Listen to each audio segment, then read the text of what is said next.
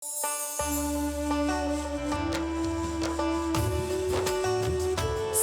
रमजान का समा, समा रमजान का समा, समा रमजान का समा, रमजान का समा। शुरू अल्लाह के नाम से जो निहायत मेहरबान और रहम करने वाला है, और जब वो उम्मत को बख्शने पर आता है तो तोहफे में रमज़ान देता है। अस्सलाम वालेकुम मोहतरम नाजरीन, समा डिजिटल पर सहरी की स्पेशल ट्रांसमिशन में रमज़ान का समा में आप सबको बहुत बहुत खुशामदीद। मैं हूँ आपकी मेज़बान बुशरा खान और मेरे साथ मौजूद हैं हाफिज़ मोहम्मद इमरान। रमज़ान का समा लेकर आया एक बार फिर रहमतों, बरकतों, मग़फ़िरतों और रहमतें समेटने वाला समा। तो चलिए आइए प्रोग्राम का बाकायदा आगाज़ करते हैं। और मैं आपको सबसे पहले बताते चलूँ कि आज हमारे एक स्पेशल ख़ास गेस्ट मौजूद हैं और सारी की सारी जो टेंशन है आज उन्हीं की तरफ जाने वाली है, क्योंकि वो हैं ही इतने स्पेशल एक्सपर्ट, एग्रीकल्चर एक्सपर्ट हैं। और 1986 से वो मीडिया प्लेटफॉर्म्स पे एग्रीकल्चर की इंफॉर्मेशन, उसकी रिफॉर्मेशन, उसकी फार्मिंग और सबसे पहली बात पाकिस्तान में बहुत रेयर है जब हम किचन गार्डनिंग पे बात करते हैं, तो उसके एक्सपर्ट हैं। इनसे आज जानेंगे। वैसे तो हम इनको थ्रू आउट सहरी में लेके चलते रहेंगे, डिफरेंट टॉपिक्स पे इनसे सारी की सारी इन्फॉर्मेशन लेंगे, लेकिन आज हम खास बात करेंगे स्टीविया प्लांट पे, जो कि आप इजीली वाइट शुगर को आप you can say just no to white sugar and you can go for stevia organic plant. और घर में किस तरह बना सकते हैं, क्या प्रोसेस है, किस तरह इस्तेमाल किया जा सकता है हमारी ज़िंदगियों में, और कितनी बीमारियों से हम बच सकते हैं, उस पर बात करेंगे। उसके साथ हमारे साथ मौजूद हैं कारी अताउल मनान वारसी साहब, जिनकी हम खूबसूरत और खुश अंदाज आवाज़ में तिलावत कलाम पाक की सादत हासिल करेंगे। और इसके साथ हमारे साथ मौजूद है कारी मोहम्मद अरशद तेहामी साहब, जिनसे हम नात रसूल मकबूल सल्लल्लाहु अलैहि वसल्लम जो हमें पेश करेंगे। और हमारे साथ मौजूद है मुफ्ती सखावत मुनीर नईमी साहब, जो हमें फ़ज़ाइल इबादत और सीरत नबी सल्लल्लाहु अलैहि वसल्लम पर उसवाए हसना सुनाएंगे। तो चलिए। सल्लल्लाहु अलैहि वसल्लम।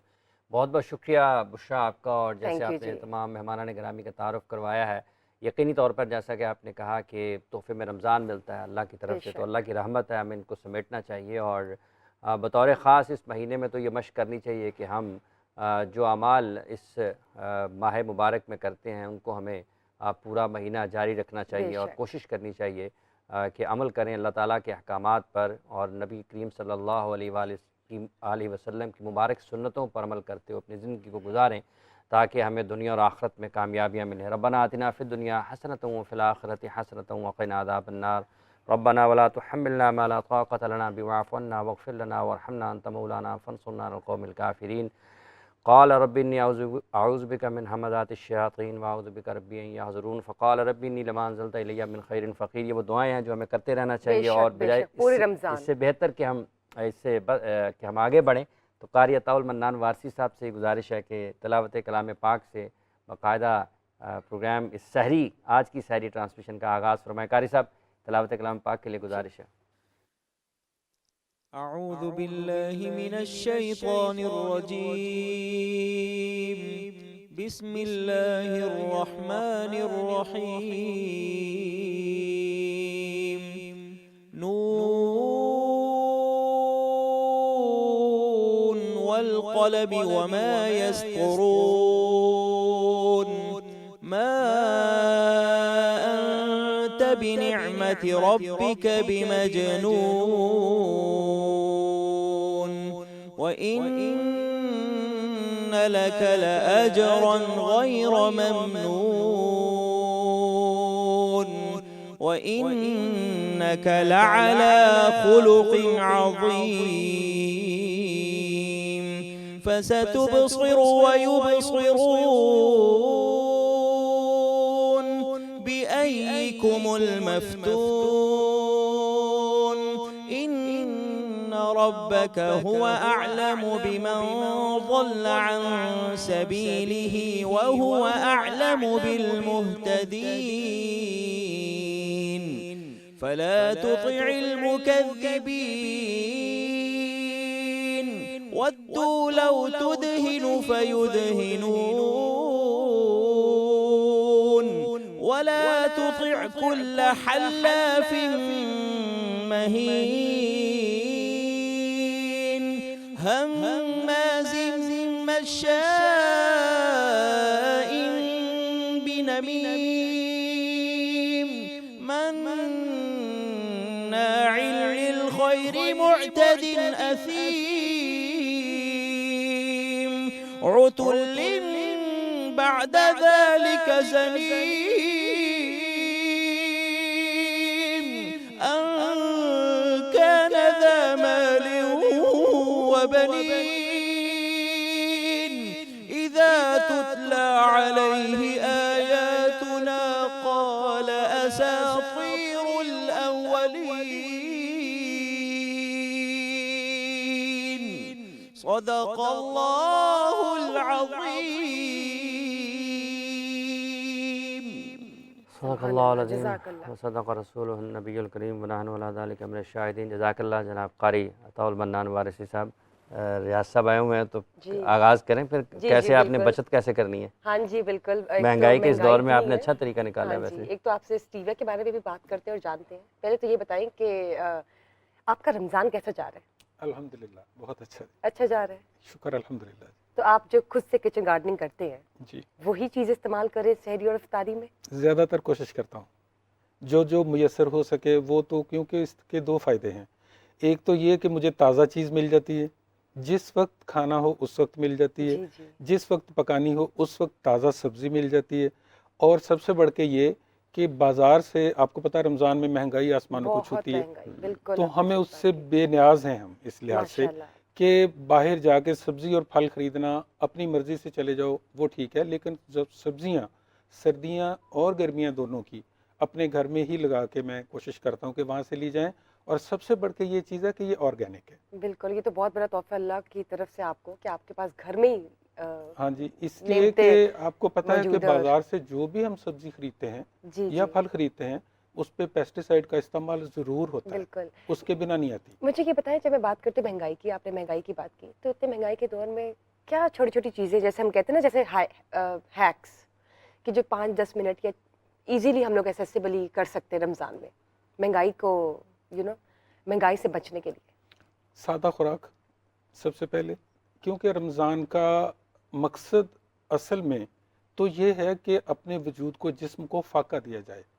और इसमें और अल्लाह ताला ने बहुत सारे फ़वाइद रखे हैं इंसानी जिस्म के लिए कि अगर इसको हमने उसी तरह सुबह को एकदम से इतना खा लिया कि शाम तक भूख ना लगे, तो मेरे ख्याल में रमज़ान का या रोज़े का फ़ायदा ख़त्म हो जाता है। बिल्कुल क्योंकि हम जिस्म को अपने को फाका देंगे, इससे बहुत सारे जिस्म में ऐसे फजूल फालतू किस्म के वो हमारे सेल्स होते हैं जो ज़ाया हो जाते हैं जी जी और ख़त्म हो जाते हैं, और नए सेल्स जो हैं वो जिस्म में पैदा होते हैं, रिजुविनेट करते हैं। रीजनरेट बिल्कुल, वेरी करते हैं, गुड। ताकि वो हमारे जिस्म को एक नई नशोनमा दे सके।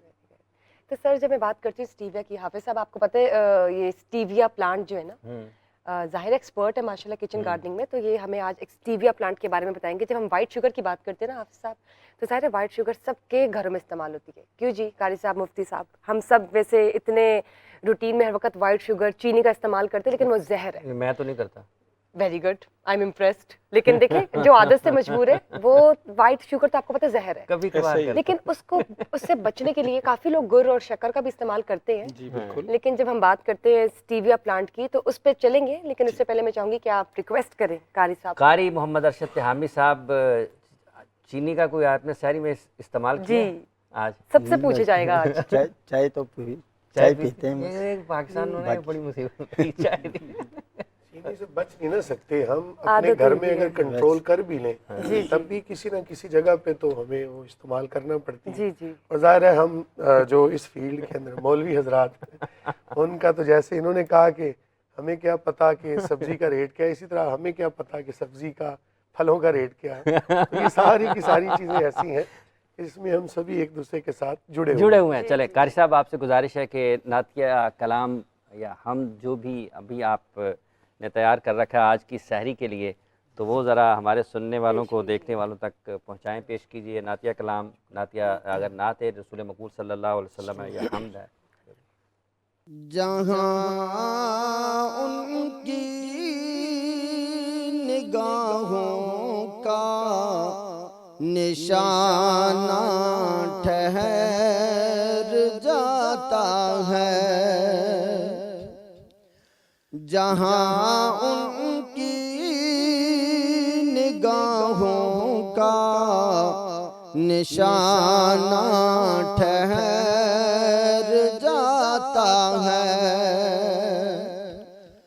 वहाँ अपना तो अपना है, बेगाना ठहर जाता है। जहाँ उनकी निगाहों का निशाना ठहर जाता है, वहाँ अपना तो अपना है, बेगाना ठहर जाता है। कसम का कर मैं कहता हूँ कि गारे सुर में जाकर, कसम का कर मैं कहता हूँ कि गारे सुर में जाकर ज़माने भर के यारों का याराना ठहर जाता है, वहाँ अपना तो अपना है, बेगाना ठहर जाता है। चला घर से ज़म लेकर नबूत को मिटा दूंगा, चला घर से ज़म लेकर नबूत को मिटा दूंगा। पड़ी नजरे मोहम्मद जब दीवाना ठहर जाता है, पड़ी नजरे मोहम्मद जब दीवाना ठहर जाता है, वहाँ अपना तो अपना है, बेगाना ठहर जाता है। गवाही मस्जिद नबवी की दीवार के मस्जिद में नवासा हो जो कंधों पर तो नाना ठहर जाता है, नवासा हो जो कंधों पर तो नाना ठहर जाता है, वहाँ अपना तो अपना है, दीवाना ठहर जाता है। जज़ाकल्लाह जज़ाकल्लाह, बहुत बहुत शुक्रिया बहुत बहुत आपका। शुक्रिया जनाब कारी मोहम्मद अरशद तहामी साहब। अल्लाह ताला हमारी ये काविश कबूल फरमाए और आपकी आमीन, ताकत आमीन। और आवाज़ में अल्लाह ताला आपकी मज़ीद असर और तासीर अता फरमाए। बहुत बहुत शुक्रिया। तो जी, स्टीविया प्लांट की बात हो रही थी, तो बताइए कि स्टीविया प्लांट क्या होता है? इसका कोई बीज होता है तो किस तरह से हम ले सकते हैं, सब ज़रा बताएं बेसिक्स इसके। अगर तो ज़्यादा जगह पे काश्त करना है, अगर हमारे घर में ज़्यादा जगह है तो हम इसका बीज काश्त करके फसल को ले सकते हैं। ठीक लेकिन है। अगर जगह कम है तो फिर हम इनको गमलों में या बड़े पॉट्स में भी लगा सकते हैं। और इसके लिए ज़रूरी नहीं है कि हम इसको बीज लेके ही फसल पूरी काश्त करें, ये आसानी से अवेलेबल है मार्केट में पौधे। कितने का होगा? मेरे ज़रा ख्याल बताएं। में 100-200 रुपए का एक पौधा मिल जाएगा आपको। अगर वो इस तरह करके आप 10-15 पौधे लगा दें तो ये आपके घर की पूरी ज़रूरत करने के लिए काफ़ी इतने है। इतने से जो गमले होते हैं हाँ जी, ट्रायंगल शेप में, जी, उसमें मतलब उसमें लगा फिट दें, हो या जाता है। बड़े पॉट में लगाने हैं तो एक बड़े पॉट में 4-5 पौधे, 10 पौधे कटहल भी लग जाएंगे। और लेकिन इसका इस्तेमाल सिर्फ इतना ही है, ये 2-3 पत्ते 2-3 कप चाय के लिए काफ़ी हैं। और इसमें पूरी मिठास होती है जैसे इसमें चीनी। उस वाइट शुगर से 100 गुना ज़्यादा मिठास है और 0 कैलोरी है। सबसे बड़ी चीज़ इसकी ये है, और ये ऑर्गेनिक है, ये हार्मफुल नहीं है। तो ये बताएं, ये इस पे कोई जब जो पौधा होता है इस पे कोई कीड़ा लगने का खतरा, कोई उसको इस पे सफाई कैसे करते हैं, इस्तेमाल कैसे करते हैं? आपने सिंपल अपने किचन गार्डन में जाना है, जी जी। 2-3-4 पत्ते अपनी हस्बे ज़रूरत, वो आपने अगर चाय बनानी है, कोई मिठाई बनानी है, मीठी चीज़ कोई भी बनानी है, स्वीट, घर में कोई भी स्वीट तैयार करते हैं आप उसमें इस्तेमाल कर सकते हैं।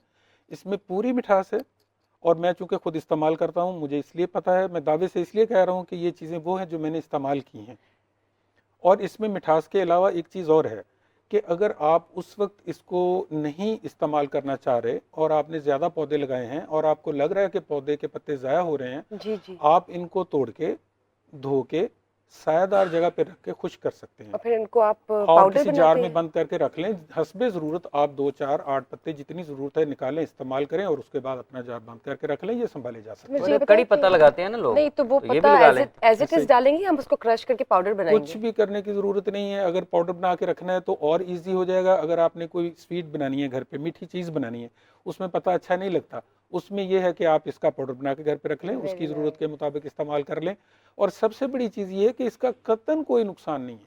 तो ये बताएं कि ये धूप ज्यादा लेते हैं या छांव में भी, इसका क्या ये दोनों कितने जगह दिनों में पे उगता है? ये दोनों जगह उग सकता है, क्योंकि आपको पता है कि धूप में फलदार और फूलदार पौधे ज़्यादा उगते हैं, क्योंकि फल और फूल धूप से निकलते हैं। ये ग्रीन पौधे हैं, इनके पत्ते इस्तेमाल करने हैं, किसी भी जगह पे आप रखेंगे ये पौधा बेहतरीन नशोनुमा पाता है।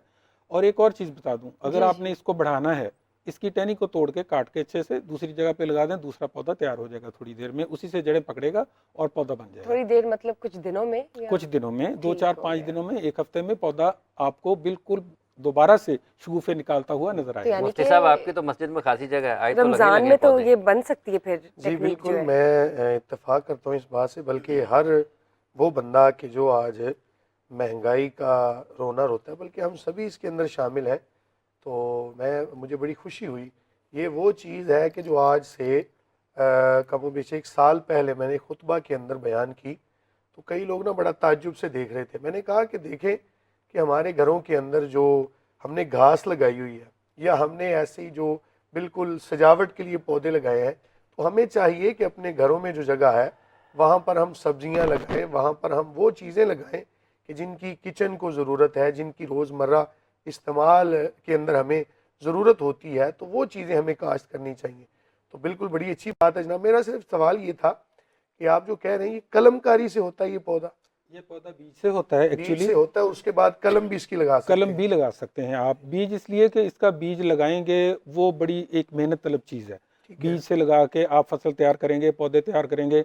पौधे से पौधा बनाना उसकी निस्बत ज़्यादा आसान है। ठीक है। आपने 2-4 पौधे बाजार से ले लिए, लगा लिए घर पे। अब आप चाह रहे हैं कि ये भी होता है कि पौधे उम्र के साथ वो लगता है ख़राब होना शुरू हो रहे हैं, आप शाखें काटें, नए पौधे तैयार हो जाएंगे आपके उसी दौरान। और सबसे बढ़ के ये है कि आपकी सफ़ेद चीनी, यानी कि जो एक वाइट पॉइजन जिसको कहते हैं, उससे आपकी जान छूट जाएगी। और इसके अंदर कैलोरीज नहीं है। तो बेकरी के आइटम्स का क्या होगा राना साहब? वो बेकरी वाले जाने जी, ये नहीं, आपने अगर अपनी हमने सेहत घर का में खानी है। आपने अपनी सेहत का ख्याल रखना है। हाँ। आप उस हवाले से आपको बहुत सारी चीज़ें बेकरी की छोड़नी पड़ती हैं। जंक फूड हमारे लिए अच्छा नहीं है, बेकरी आइटम हमारे लिए अच्छी नहीं है। मुख्तलिफ मौक़ों पे, जैसे खुशी का मौका है, कोई थोड़ा बहुत ले लेने में कोई हर्ज नहीं होता, लेकिन कुछ लोग बाकायदा अपनी ज़िंदगी में इनको खुराक का अगर हिस्सा बना बिस्किट के बनाने हो इस्तेमाल किसी करते ने, हैं। घर भी बन सकते हैं ना जो बिस्किट, घर में चीज़ें बनाते हैं वो तो इसका पाउडर बना के इस्तेमाल करें, इस्तेमाल कर सकते हैं। बिल्कुल कर सकते हैं और बहुत अच्छा है। मतलब अगर पाउडर बन गया तो फिर तो आप किसी भी किस्म की चीज़ में और इस्तेमाल कर सकते इसकी हैं। एक और बड़ी खूबी कि इसको डायबिटिक भी ले सकता है। अच्छा। शुगर के मरीज भी इसको ले सकते हैं, उनको भी इसका नुकसान इसलिए नहीं होगा कि इसमें कैलोरीज नहीं है, उनकी बॉडी की वो शुगर नहीं बढ़ाएंगे। तो गन्ने के मुकाबले पर अगर इसको मुल्क की सतह पर काश्त शुरू की जाए तो फिर तो बहुत अच्छा है। हमारे अगर काश्तकार किसान करें तो वो बहुत प्रॉफिट कमा सकते हैं, कमा सकते हैं। बहुत प्रॉफिट कमा सकते हैं। लेकिन ये बताया कम जाता है, और कुछ हमारा किसान जो है वो एक ट्रेडिशनल ज़रात की तरफ जा रहे हैं, ये थोड़ा अनट्रेडिशनल पे आ जाती हैं चीज़ें। इससे आप थोड़ी मेहनत करके थोड़े जगह से ज़्यादा मुनाफा कमा सकते हैं। यानी कि रमज़ान के महीने में हम ऐसा स्टीविया प्लांट जो है आपने जैसे कहा दिनों में उग सकता है, तो हम इस्तेमाल कर सकते हैं अपने बिल्कुल खाने कर में। सकते हैं, बल्कि जिनके घरों में है वो अपने हमसायों को भी दें ताकि वो भी इससे वेरी देखें नाइस। और उनको पता चले। एक एक दफ़ा इस्तेमाल करने से वो एक हेजिटेशन ख़त्म हो जाती है जी। और वो लगता है कि ये ठीक है, बहुत अच्छा है। और आप देखें कि हम जो पाकिस्तानी हैं, चाय वाले लोग हैं, सिंपल सी बात है, तो हम चाय जितनी बार हम वो चाय अपनी पड़ गई पियेंगे, आपको। हाँ जी, जितनी बार हम चाय असल पियेंगे में तो हम हम चाय चीनी वाले उसमें इतनी थे ज़्यादा ही नहीं। इस्तेमाल करते चाय हैं। वाले थे नहीं, बना हमें दिया चाय गया वाला है। बना हम दिया लस्सी गया। वाले थे। हाँ जी। असल में तो हम वो जो ओरिजिनल एक खुराक होती है ना वो इस्तेमाल करने वाले थे, हमें अब चाय वाला बना दिया गया है। यही तो देखें ना, स्टीविया में जितनी है बार कि चाय पियेंगे उतनी बार ही चीनी इस्तेमाल होगी, जो चीनी इस्तेमाल करते हैं। हाँ, इसीलिए कि ये नेचर के करीब आपको ले जाती है जी जी। और आप उसी वक्त ताज़ा। अच्छा, लेकिन अगर एक कभी- जो सबसे अहम बात यहाँ पर राना साहब है वो जो आपने अभी कहा है कि अगर हम इसको गन्ने के मुकाबले पर अगर कौमी सतह पर भी काश्त करने की एक मुहिम हो या उसके ऊपर दिलचस्पी लोग दिखाएं तो ये सफ़ेद चीनी का मुतबादल हो सकता है। ये बिल्कुल हो सकता है और बहुत अच्छे से हो सकता है। मैंने अर्ज़ की कि ये 100 गुना ज़्यादा स्वीटनेस है इसमें। 100 गुना ज़्यादा स्वीट। और दूसरा, जब आप घर में कर रहे हैं इसको तो जब इसके पत्ते हैं उसको जब आपने उसका पाउडर बनाना है तो खुश्क पत्तों से ही बनेगा यकीनी तौर पर। आप ऐसे, मैंने जैसे पहले अर्ज़ किया है कि आप पत्तों को तोड़ के साफ़ करके सायादार जगह पे इनको सायादार। खुश्क कर लें। फ्रीज किया जा सकता है, फ्रिज वगैरह। फ्रीज की बजाय इनको खुश्क कर लें। ओके।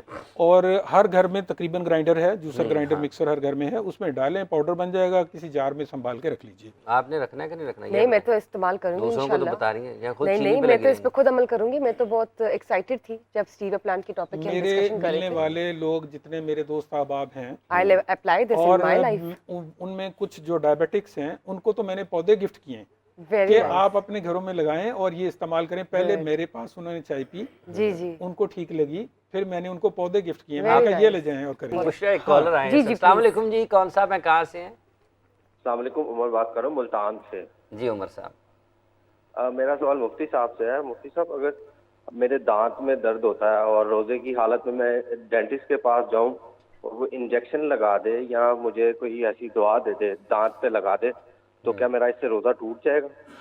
दो हिस्से उमर साहब आपके सवाल के, एक दवाई का लगाना और दूसरा इंजेक्शन लगाना। जी मुफ्ती साहब। जी देखें कि जहाँ तक ताल्लुक़ है ना इंजेक्शन लगाने का, तो फ़ुक़ाए किराम की इसमें आरा मुख्तलिफ हैं। एहतियात इसी में होती है कि जो एहतियाती कौल पर अमल किया जाए कि अगर तो ज़रूरत शदीदा बन जाए ना तो फिर हम एज़ ए मजबूरी उस कौल पर अमल करते हुए इंजेक्शन से रोज़ा जिन फ़ुक़हा का ये कौल है कि इंजेक्शन से रोज़ा नहीं टूटता, हम उस पर बामरे मजबूरी अमल कर सकते हैं। और दवा का लगाना वो भी जायज़ है कि जब एक ज़रूरत बन जाए। सिर्फ आपने ये याद रखना है, कौन बात कर रहे थे? उमर साहब मुल्तान। उमर साहब मुल्तान से बात कर रहे हैं। आपने सिर्फ ये याद रखना है कि कोई भी ऐसी चीज़ जो हलक में टपकाई जाए या डायरेक्ट जो दिमाग के अंदर टपकाई जाए, मैदा के अंदर टपकाई जाए, उससे रोज़ा टूट जाता है। अब अगर हम इस दलील को मद्देनज़र रखें तो फिर इंजेक्शन से रोज़ा नहीं टूटता। बाज़ फ़ुक़हा ने इसमें थोड़ी सी तकसीम भी की है कि जो वेन के अंदर इंजेक्शन लगता है वो डायरेक्ट चूँकि मैदा के अंदर जा रहा है तो उससे रोज़ा टूट जाता है।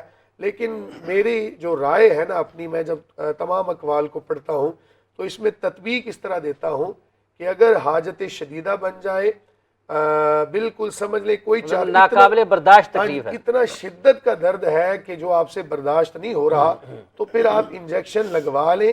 इंशाअल्लाह अज़ीज़ अल्लाह ताला की बारगाह में कभी उम्मीद है कि गुनाहगार नहीं होंगे। और अगर आप इन तमाम चीज़ों से भी बचना चाहते हैं तो आप इंजेक्शन लगवा लें, आप जनाब दवाई भी लगा लें और एहतियातन इस रोज़े को आप बाद में कज़ा कर लें ताकि जो जहन के अंदर एक खदशा आ रहा था ना वो भी ख़त्म हो। लेकिन साथ में अगर जैसे आपने भी कहा कि आप लगवा लें बाद में कज़ा भी कर लें, लेकिन आप समझते हैं कि फिर अगर उसके बाद इतना वक्त हो तो रोज़ा मुकम्मल भी कर लें, एहतियाती तौर पर बाद में कज़ा कर लें? मतलब ये है कि जब उसने इंजेक्शन लगवाया है तो रोज़ा उसका फासिद नहीं हुआ। हम ये कहेंगे रोज़ा उसका फासिद नहीं हुआ, सिर्फ वो जो जहन की सुकून के लिए जी, तो वो बाद में ना इसकी कज़ा कर ले ताकि जो एक जहन के अंदर खदशा था वो भी खत्म हो जाए। अगर वो बाद में रोज़ा नहीं रखता, क्योंकि रोज़ा तो उसका फासिद नहीं हुआ तो वो गुनाहगार नहीं होगा। ठीक है, इसलिए वो परेशान ना हो। हमने उसको गुनाह से बचाने के लिए नहीं कह रहे, हम सिर्फ उसके जहन के अंदर जो एक बात आएगी ना, कभी ज़िंदगी में सोचेगा कि पता नहीं यार वो फलां कौल पे अमल कर लेता तो बेहतर था, तो उस खलिश से बचने के लिए उसकी कज़ा करेगा। हम ये कतई तौर पर हुक्म नहीं लगाते कि वो गुनाहगार होगा, गुनाह से तो उसको हमने बचाया है। तो अब वो जो एक जहन के अंदर बात आ रही थी ना, उससे भी बचने के लिए वो जनाब इसकी कज़ा कर ले एहतियाती तौर पर। ठीक हो गया।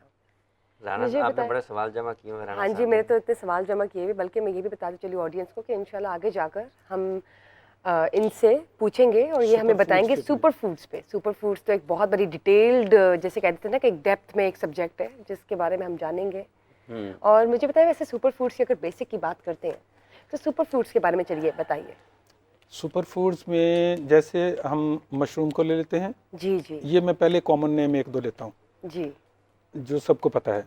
और मोरिंगा सबको तकरीबन पता है जी, इसका इस्तेमाल।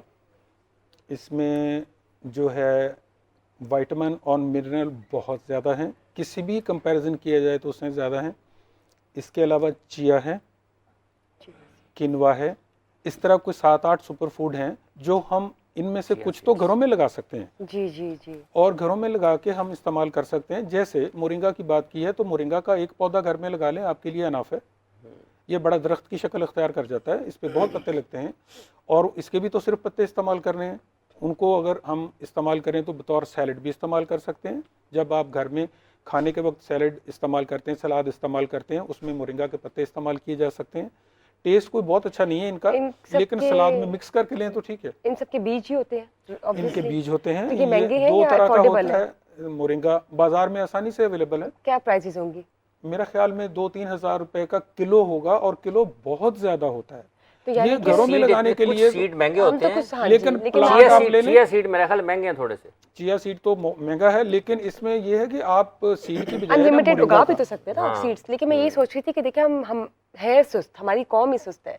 या आप बाहर जाएं, बाजार में जाएं तो आपको इतने महंगे मिलेंगे वो मैं जो तो सोचता हूँ बहुत सब कोई आपने महंगे- कह सब दिया भी मैडम। ये देखे वो ना। साहब भी लोगों देखे, को- सुबह सहरी में भी होते हैं, इफ्तारी में भी होते हैं, कारी साहब लेकिन हम जब बात करते हैं ना ऑर्गेनिक फूड की, कि घर में अगर आप कर ले तो हम महंगाई से भी बच जाए। और ये जो चीज़ें हम बाहर से वाकई बहुत महंगी मिलती हैं, जिन सुपर फूड्स की आप बात कर रहे हैं। बिल्कुल, इसमें कोई शक नहीं है। ज़िंदगी आसान भी होगी और हमारी पैसे के लिहाज से बचत भी होगी। और जो हम खाएंगे हमें पता होगा कि हम क्या खा रहे हैं, क्योंकि बाजार से लाई गई सब्जियां, फल वगैरह, आपको पता है जहरों का इस्तेमाल बेतहाशा इन पे किया गया होता है। तो जो बाजार से लाई हुई चीज़ें होती हैं, फल सब्जियां, ठीक है, उन पे केमिकल्स लगे हुए होते हैं कि वो जल्दी ग्रो करें या पता नहीं क्या क्या होते हैं वसाइल। तो उनको किस तरह इस्तेमाल किया जाए खाने में डालने से पहले? उनको पहले तो खुले पानी में 15 से 20 मिनट तक आप छोड़ दें, 2-3 दफ़ा पानी बदलें। और अगर इससे भी ज़्यादा और जल्दी चाहिए तो जब पानी की बाल्टी में या टब में या जिस तरह उसको साफ़ कर रहे हैं, थोड़े मिकदार में है या ज़्यादा में है, उसमें जो वाइट विनेगर है, सफ़ेद सिरका 1 चम्मच डाल दें। थोड़ी देर के लिए उसे छोड़ें, उसके बाद साफ़ पानी से अच्छी तरह से धो लें। काफ़ी हद तक वो जो पेस्टिसाइड इस्तेमाल की गई होती है वो उसके असरात कम हो जाते हैं, ख़त्म हो जाते हैं तकरीबन। लेकिन फलों में जैसे सेब है, कुछ लोग कहते हैं कि ये छील के नहीं खाना चाहिए। सेब का छिलका मोटा उतारना चाहिए थोड़ा सा, क्योंकि इससे जो पेस्टिसाइड इसके ऊपर स्प्रे किया जाता है वो 5 से 6 दिनों के अंदर वो ज़्यादा इसकी मिकदार जो है वो इसके छिलके की तरफ चली जाती है। कुदरती इसका निज़ाम है। तो छिलका अगर अच्छे से आप उतार देंगे तो इसको आप काफ़ी हद तक सेफ समझ सकते हैं। बहुत अच्छी बात हमारे है। बच्चे जो छिलका समेत चक मार के खाते हैं सेब, वो नुकसानदेह है। बहुत ज़्यादा उसके ऊपर हर किस्म का फल और सब्जी जो बाज़ार में आ रहा है वो स्प्रे के बगैर आ ही नहीं सकता। उसके अंदर दूसरी एक और भी है कारी साहब कि जब आप उसका छिलका नहीं उतारते हैं ना, आपको ये पता ही नहीं है कि छिलके के अंदर से वो कहाँ से जला हुआ है, खराब वो दागी होता है उसके अंदर। छिलका उतारेंगे आपको लगेगा फलां उस सेब के कई हिस्सों में से आपको दाग नजर आएंगे उसके अंदर, तो वो मुतासर है। वो ज़्यादा हाफिज साहब, छिलके में मेरा यहाँ वो भी पर तो एक होते हैं ना, सवाल ये भी है, छिलके में ताकत नहीं होती, कहते हैं ना अक्सर छिलके में वो सेब को ताकत भी चीर होती के है। खाना चाहिए। खजूर जो है ना, खजूर एक बंदा लेके आया मदीना शरीफ से खजूर, तो वो एक धोने लगा दूसरा बंदा, तो उसने कहा यार इसको भी धो रहे हैं आप। अब ये मेरा सवाल है कि क्या वहाँ पर जो सऊदी अरेबिया है या ऐसे ममालिक या मदीना शरीफ है, ज़ाहिर है एक बंदा जो अकीदत की इंतहा को होता है वो तो कहता है जनाब ये इसके साथ अगर मिट्टी भी लगी है ना तो वो भी मेरे लिए एक शिफा की हैसियत रखती है, मेरे लिए वो एहतराम की हैसियत रखती है, तो वो उसको खजूर को ऐसे ही खा रहा होता है।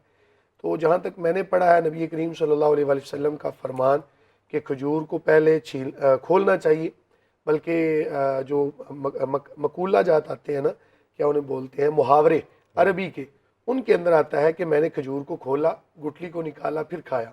तो ये अंदर से तो देख लेना चाहिए, लेकिन क्या अगर वो मदीना शरीफ की खजूर है तो उसको भी हमें धो के खाना चाहिए या उसको वैसे ही खा लेना चाहिए? देखिए, इसमें दो चीज़ें आ जाती हैं मुफ्ती साहब। एक तो है आपका अकीदा, अकीदत, प्यार मोहब्बत, वो एक अलग चीज़ है। हमारे यहाँ पाकिस्तान में जितनी डस्ट है, जिस तरह से आपको पता है ये चीज़ें मटेरियलाइज होती हैं, मार्केट में आती हैं, इनके ऊपर तो गर्द मिट्टी बहुत ज़्यादा पड़ा होता है। उसको साफ़ करना मैं समझता हूँ ज़रूरी है। बल्कि दूसरी जो आपने बात की है कि उसको खोल के खाना चाहिए, ये बहुत अच्छी बात है, ताकि पता चले ये ठीक है, साफ़ है, और गुठली निकाल दीजिए। और गुठली का इस्तेमाल भी अगर किया जाए तो इसमें बेइंतहा विटामिन और मिनरल हैं। इसके इस्तेमाल का तरीका कुछ ऐसा है कि इसको आप थोड़ा सा जो जैसे पैन में डाल के थोड़ा इसको रोस्ट करना कहते हैं, थोड़ा सा इसका कलर चेंज होगा, वाइट हो जाएगा, और फिर इसको बाद में ग्राइंड करें, पाउडर बना के रखें, तो ये खजूर से भी ज़्यादा, कई गुना ज़्यादा ताकतवर पाउडर बन जाएगा। इस्तेमाल कैसे कर सकते हैं इसका? आप पानी के साथ इस्तेमाल करें, दूध के साथ इस्तेमाल करें, 1 चम्मच ले लें बस। कोई भी आम खजूर की गुठली की किसी बात भी करें? खजूर की गुठली। ओके, एक कॉलर ले लें। एक कॉलर। अस्सलाम वालेकुम जी, कौन साहब है, कहाँ से? जी अस्सलाम वालेकुम।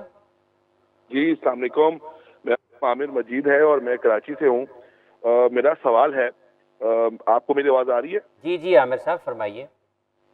जी, मेरा सवाल है, क्या रोज़े की हालत में खून टेस्ट करवाना दुरुस्त है? और अगर किसी को ऐसा टेस्ट करवाने का कहा गया हो जिसमें रोज़ा तोड़ना या छोड़ना ज़रूरी हो, तो इस सूरत में क्या हुक्म है? ठीक है आमिर साहब, बहुत शुक्रिया आपका। अभी जवाब लेते हैं मुफ्ती साहब से। जी मुफ्ती साहब, सवाल आपने जी देखिए, जहाँ तक खून टेस्ट करवाने का ताल्लुक है, इसमें तो कोई कबाहत नहीं। खून बस इतना सा निकालें कि अगले बंदे की हालत गैर ना हो जाए।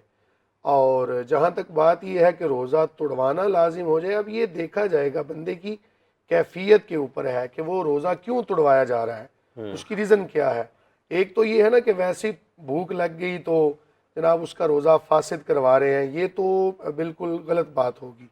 एक ये है कि जनाब ज़रूरत बन गई, एक बंदे की जान बचाना मकसूद है। तो जब जान बचाना मकसूद हो तो अब एक तरफ रोज़ा है, एक तरफ जान बचाना मकसूद है, तो आप उसी चीज़ को लेंगे ना जनाब के जहाँ पर हरज को दूर करना, तो उसकी जान बचाएंगे।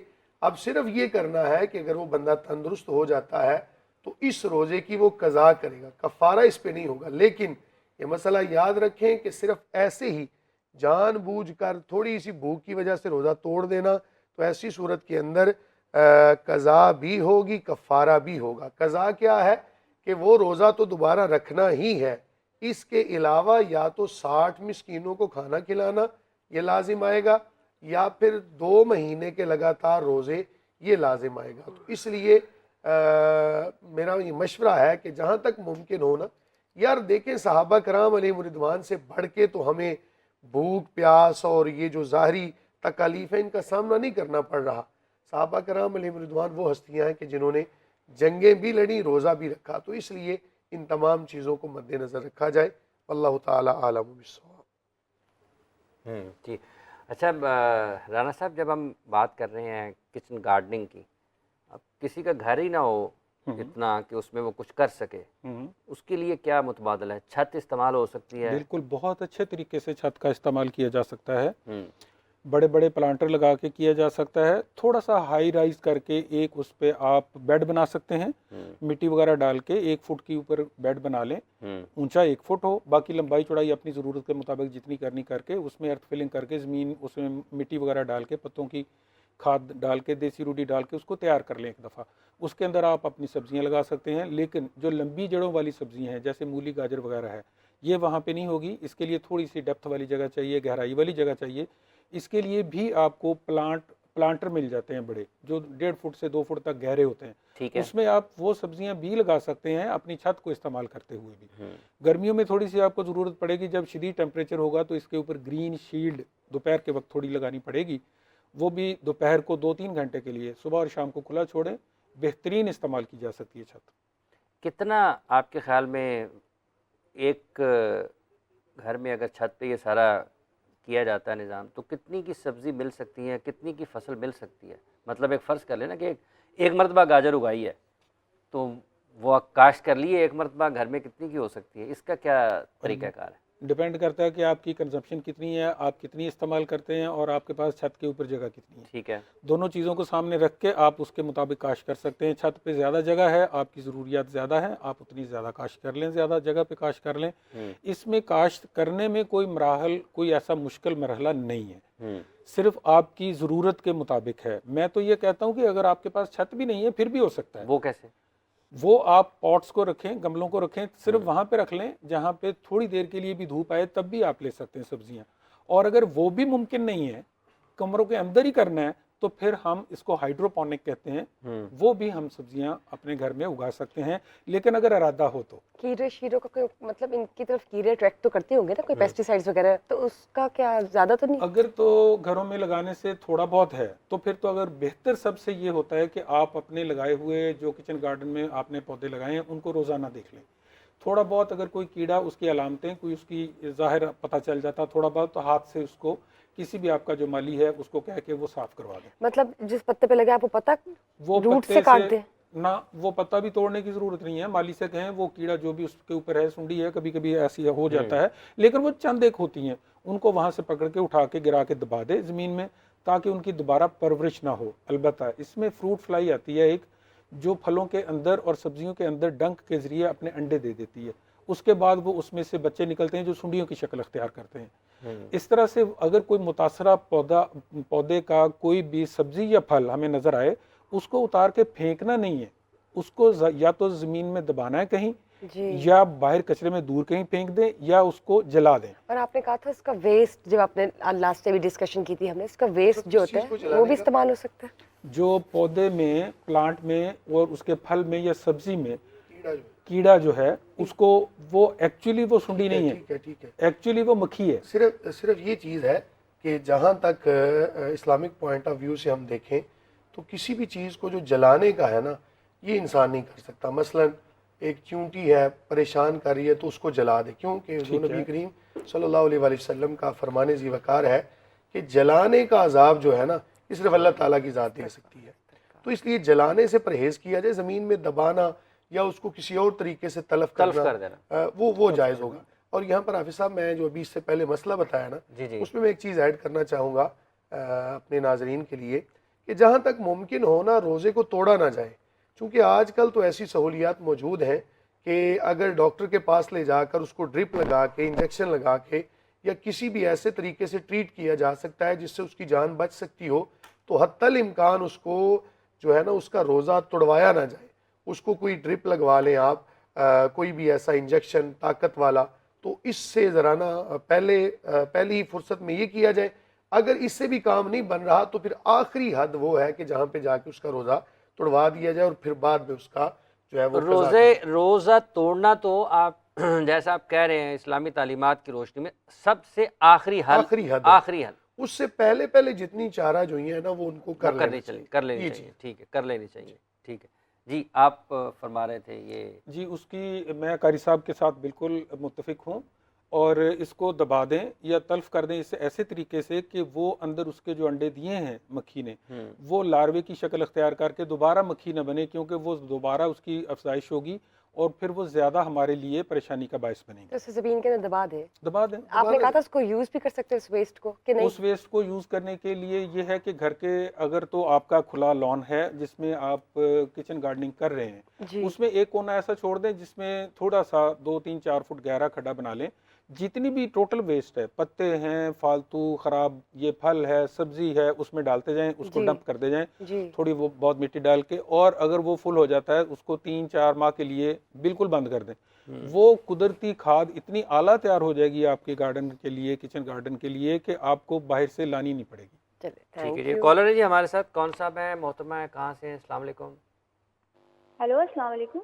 वालेकुम सलाम जी, मेरा नाम जुनैरा है और मैं कराची से बात कर रही हूँ। मेरा सवाल है कि वो कौन से काम हैं जिनसे रोज़े की कज़ा लाजिम आती है, कफ़ारा नहीं?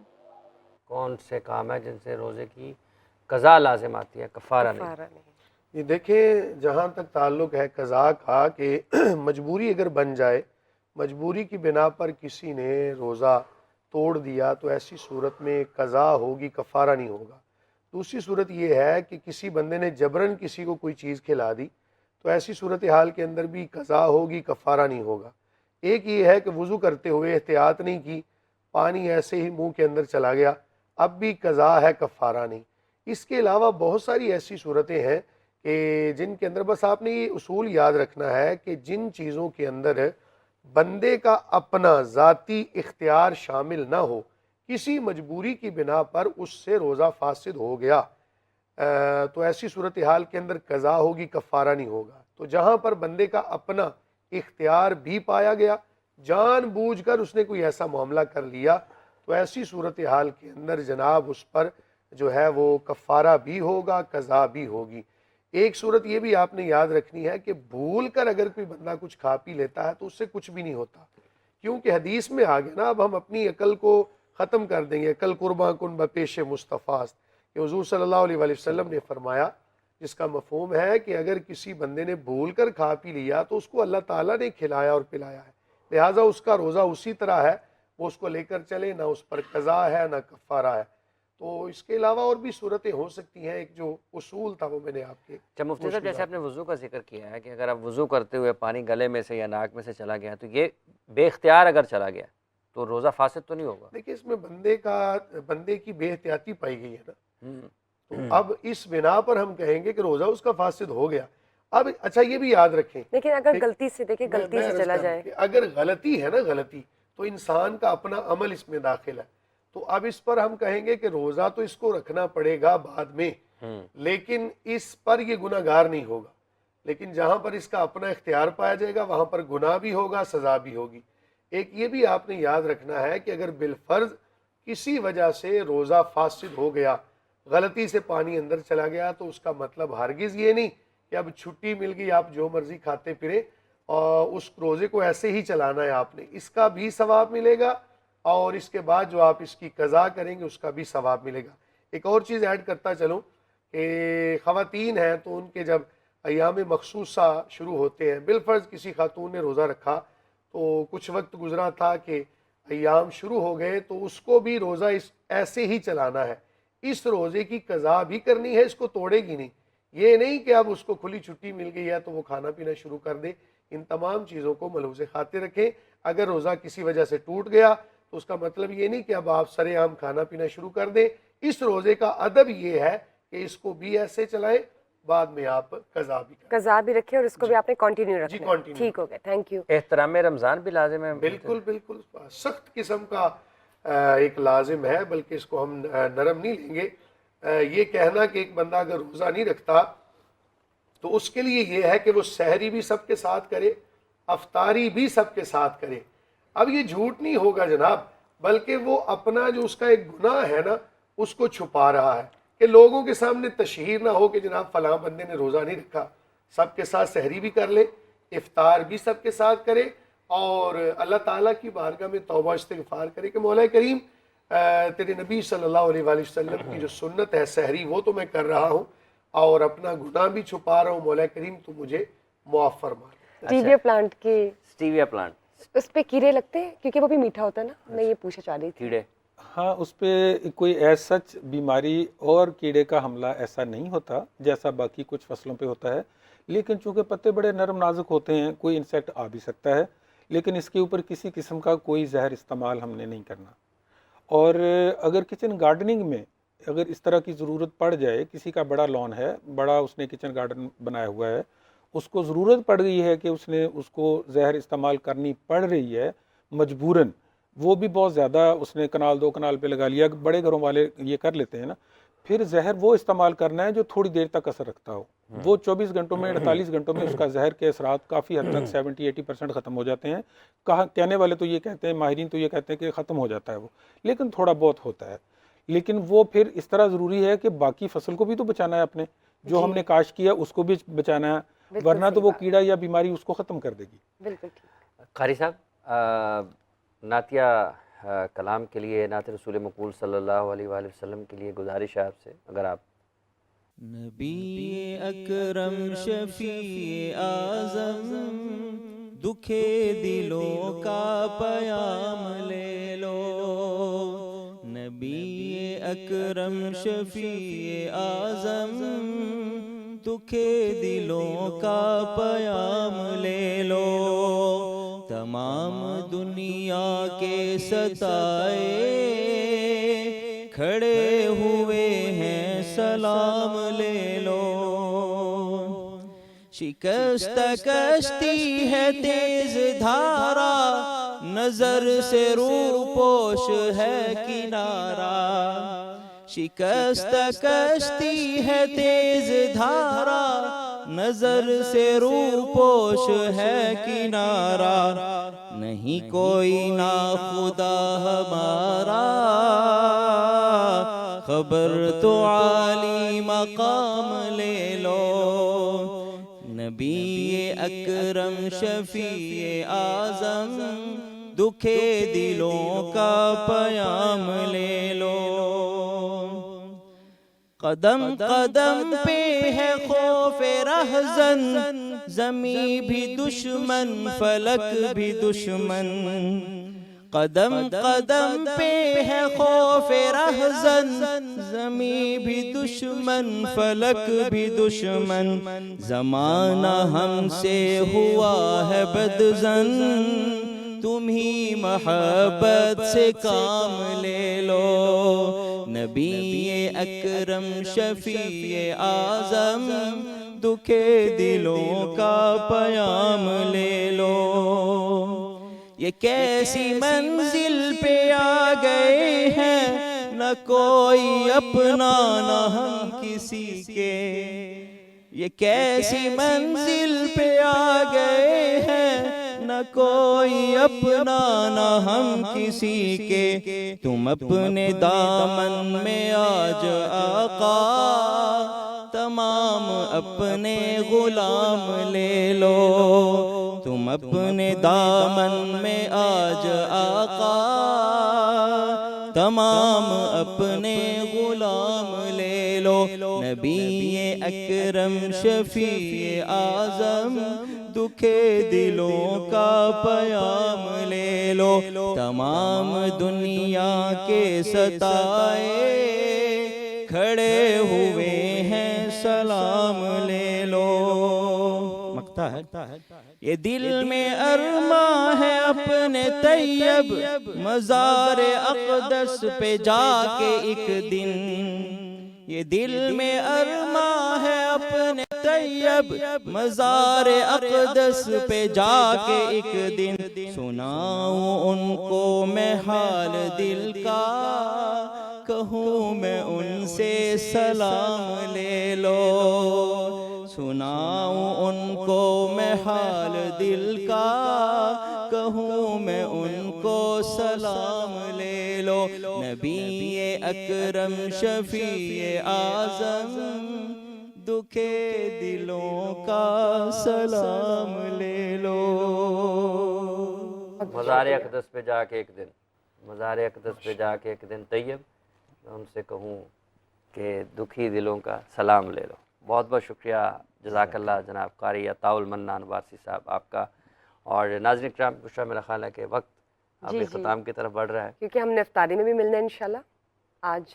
और सहरी की इस ट्रांसमिशन का, इस सेशन का अब वक्त अपने इख्तिताम को पहुँचता है। मुफ्ती साहब आपका बहुत बहुत शुक्रिया, आप तशरीफ़ लाए। राना साहब आप तशरीफ़ लाए, आपका बहुत बहुत शुक्रिया। आपने लोगों को मुतहर्रिक किया कि किस तरीके से इस महंगाई के दौर में आप कुदरती चीज़ों से फ़ायदा उठाकर अपनी सेहत का और अपनी जेब का भला कर सकते हैं। आपका बहुत बहुत शुक्रिया। कारी अताउल मन्नान वारसी साहब आपका बहुत शुक्रिया।